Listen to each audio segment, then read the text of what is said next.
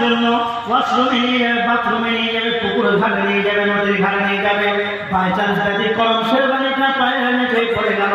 আচ্ছা বলেন তো বাবা, ওই শেরবানিটা 14,000 টাকা দাম মনে করে কি অনেকেই বুকে জড়িয়ে ধরে, কেউ চুম্বন করে বলেন না।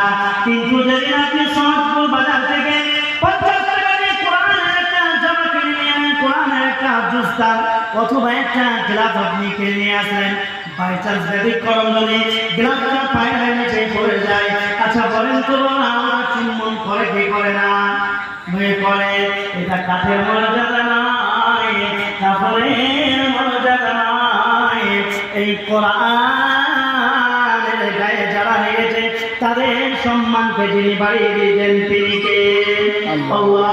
আল্লাহ সুবহানাহু ওয়া তাআলা বলেন, মুমিনরা তোমরা যদি কোরআনের রঙিন হয়ে যাও, কোরআনের হুকুমগুলো যদি মেনে নাও, কোরআনের মোতাবেক যদি জীবন গড়ো,